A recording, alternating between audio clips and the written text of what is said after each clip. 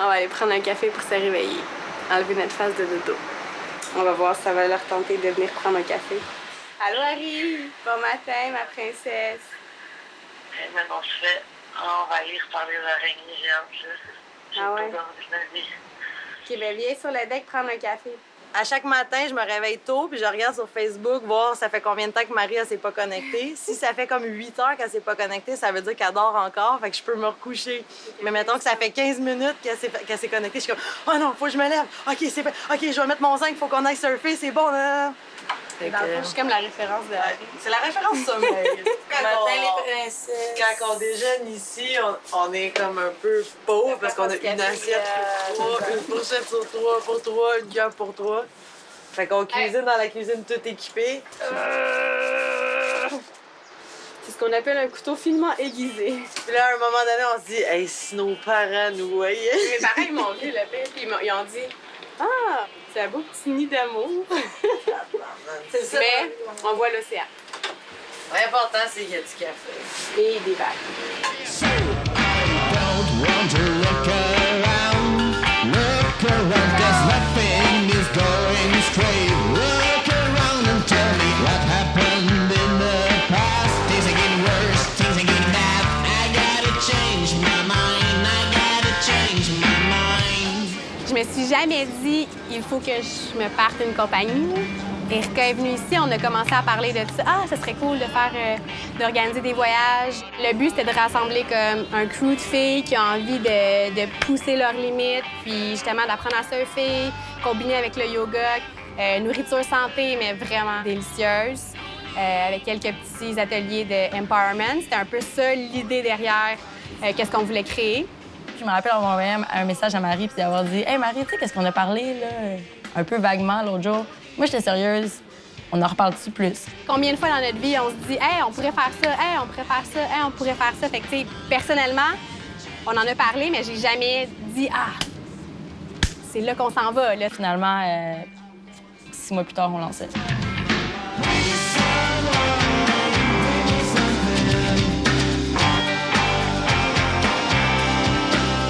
On avait besoin de quelqu'un sur place, une personne qui allait cuisiner dans toutes les retraites. Puis, la chose drôle, Je reçois un appel, je suis au bureau, puis c'est Marie, puis elle me dit « Harry, j'ai pensé à ça, puis à notre conversation d'hier. Elle dit « Moi, je me starte un projet avec une amie, là. C'est genre des petites retraites de surf yoga en Amérique latine. On a besoin d'une chef, ça te tente-tu de le faire? » J'étais comme « Ouais, on va le faire. » Là, moi, je viens de m'embarquer dans quelque chose. Je sais pas tout c'est quoi. Je raccroche. Là, je suis comme « OK. » j'ai comme appelé Eri, j'ai dit « Parfait, j'ai trouvé la chef. Ça va être Ariane, mon amie, nanana, tout. » Fait que c'est comme ça que Harry est rentré dans le projet. Ce que j'ai fait, c'est que j'ai passé d'une carrière, un profil en organisation d'événements. J'ai pris un avion, puis j'étais rendue une chef. On dirait que le projet m'a tellement parlé, c'était tellement comme au centre de qu'est-ce que je suis, que instantanément, je sais pas pourquoi, j'ai comme eu un sentiment de confiance, puis je me suis dit, c'est ça qu'il faut que je fasse, puis c'est avec ça que je vais me rendre où est-ce que je veux. Évidemment, après ça, on a allié nos passions. Donc, par exemple, Erika qui est le yoga, Ariane la cuisine, moi le surf. Puis on a comme créé une expérience pour laquelle, disons, moi, j'aurais voulu participer. Clairement, on pensait pas avoir la recette parfaite. On avait une recette qui était fonctionnelle.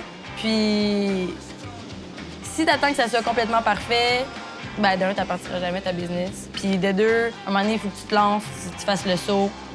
Je trouve ça drôle parce que je me disais, on n'avait vraiment aucune idée de ce qu'on faisait. Ah ouais, facile. L'Équateur était premier sur la liste parce que pour Marie, c'est l'endroit qu'elle appelle la maison, qu'elle a beaucoup de connaissances, qu'elle a les contacts nécessaires. Tu sais, au début, tu pars ça par passion, tu tripes, c'est le fun. Puis, pour du moins les 2 premières années, ce que ça nous permettait, c'était de bien vivre à la plage sans avoir à retourner au Canada. Fait que là, ça, c'est la première affaire. On voulait juste faire assez d'argent pour pouvoir rester à la plage. Puis, avec les retraites, veux pas, on est logé, nourri 6 mois par année.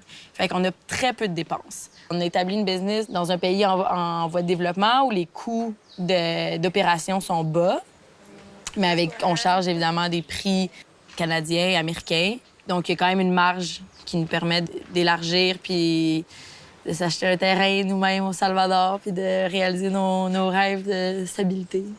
Ouais, j'en ai un auxiliaire. Je veux pas le voler! Je veux pas le voler, je vais le ramener, je vous le jure.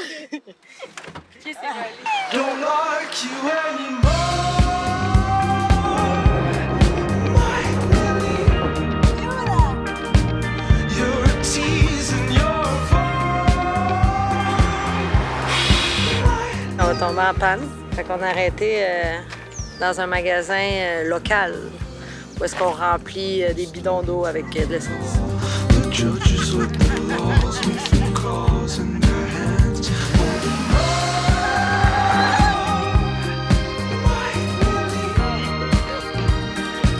Je pense qu'on le fait à la base parce qu'on croit en ce projet-là, puis on calcule juste pas nos heures, fait que c'est vraiment difficile de quantifier ça. On met des prix sur la retraite pour quelque chose qui nous semble juste, puis aussi quelque chose qui semble juste aussi pour la cliente qui va venir. Parce que oui, on est consciente que nos prix sont pas bas, c'est des prix quand même élevés, donc c'est des gens qui ont travaillé fort pour pouvoir se permettre ça. Puis je pense que c'est un des trucs importants que j'ai appris avec Eri, c'est sous-estimons-nous pas. Là. Ce qu'on offre, c'est de la qualité, puis ça le vaut.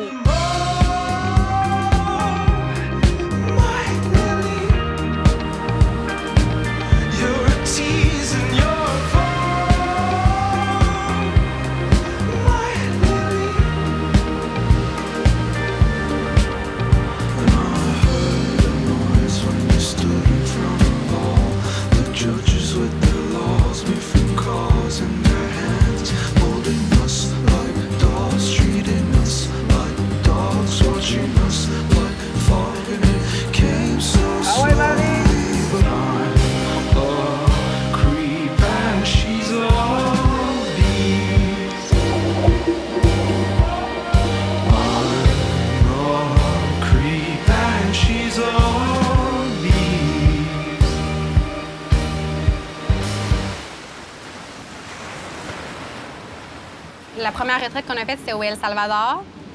C'était pas un pays dans lequel on connaissait beaucoup de monde encore. Puis une chose que je me suis rendu compte, c'est à quel point c'est important d'avoir une bonne relation établie, solide avec les locaux. Tu peux pas juste arriver dans un pays X puis dire « OK, je m'en viens faire de la business ». Le monde, ils vont te regarder d'un œil comme « Qu'est-ce que tu viens faire? Est-ce que tu viens faire de l'argent dans mon pays ou tu viens nous encourager? » Je pense que c'est vraiment quelque chose de super important pour n'importe qui veut partir ce genre d'entreprise-là. Peu importe dans le pays où tu veux le faire, vas-y, passe du temps avec les gens, puis sois pas...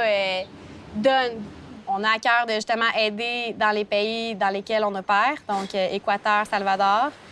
On commandite Mimi Barona, qui est une athlète équatorienne en surf. Elle est partie de rien. C'était un petit village Montana, il n'y avait rien. Là. Elle a commencé à surfer en boogie board quand elle était jeune, sans même penser que ça allait devenir sa carrière. Elle a bâti sa carrière elle-même. Puis au niveau compétences physiques, de la regarder surfer, c'est vraiment inspirant et c'est vraiment impressionnant. Je pense que de mes yeux vus, moi, j'ai jamais vu... On envoie des photos, des vidéos, des pros, mais de mes yeux, voir une fille qui surfe si bien, c'est la seule que je connais. Un peu comme Mimi, tout part de juste y croire au début. C'est sûr que si tu crois même pas en toi et en ton projet, ça fonctionnera pas. Mimi, pour moi, c'est l'exemple parfait de quelqu'un qui a lutté toute sa vie pour accomplir son rêve. Puis cette fille-là est dans les 50 meilleures surfeuses du monde. T'sais, on s'entend que techniquement, elle devrait avoir quelqu'un qui lui paye ses billets d'avion. Elle ne devrait pas tout le temps avoir à chercher elle-même ses billets d'avion, chercher elle-même où elle doit rester. Puis elle ne peut pas rester proche de la compétition parce que c'est trop cher. Il faut qu'elle cuisine elle-même parce que c'est trop cher aller manger à l'extérieur. À un moment donné, c'est ça qui va jouer entre performer plus et moins. T'sais. C'est vraiment pas idéal, là. Ça pourrait tellement être plus. Moreover, c'est d'essayer d'élever le surf au féminin en général parce que pour vrai, il n'y en a pas beaucoup de filles en Amérique latine qui surfent. À part Equasal, qui est une compagnie officielle, il n'y a aucune compagnie en Équateur qui appuie. À part Salty Sauce, évidemment. Ouais.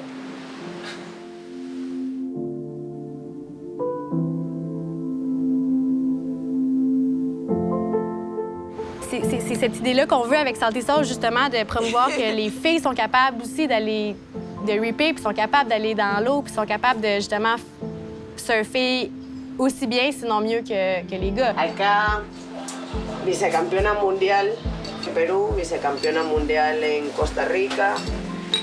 Il y a plusieurs compagnies qui lui ont dit non, justement, parce qu'elle ne représentait pas le stéréotype de petite fille girly qui se maquille puis qui gambade sur la plage.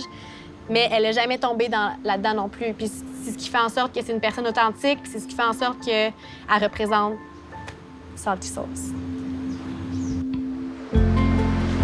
Creo que esa la dice Mimi.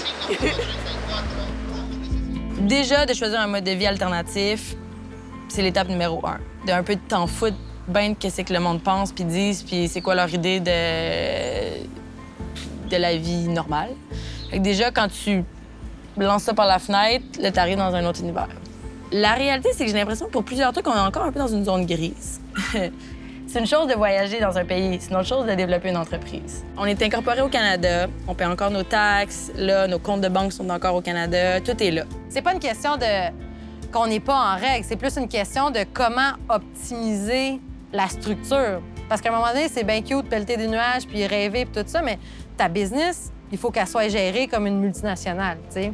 On travaille avec une firme comptable qui s'occupe de, justement, nous aider pour tout faire balancer. T'sais, pour nous, c'est quand même tricky parce qu'on a beaucoup... La majorité de nos dépenses sont en argent comptant, à destination. Évidemment, les surf coachs, les femmes de ménage, souvent, ils n'ont même pas nécessairement un compte bancaire. Là. Tu leur parles d'un virement Interac, tu les perds. Là. Donc, c'est un petit peu plus difficile de garder le fil de ça parce que c'est...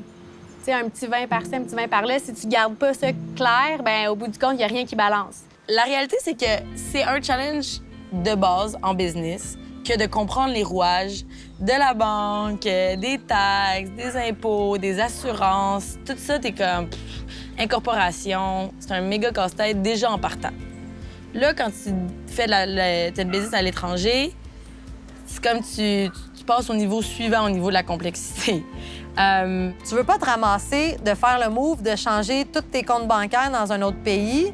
Le pays, il rentre en instabilité politique, économique, les banques qui chutent, ton argent est pogné là. Tu sais, c'est comme tous des trucs que... Tu te dis, crème, moi, là, je suis juste une passionnée, je veux surfer puis cuisiner, puis là, on est en train de parler d'instabilité économique, de banque, tout ça. T'es un peu perdu dans le néant, puis c'est difficile de trouver quelqu'un qui va te faire « Suis-moi, j'ai la bonne réponse ». Fait que, tu sais, tu vas cogner à des portes, puis tu poses des questions. Puis le monde, on dirait qu'ils te répondent un peu au feeling, tu sais, comme « Ben, si t'es aventureux, vas-y ». Ouais, c'est parce que ça fait pas des enfants forts, ça, tu sais, c'est...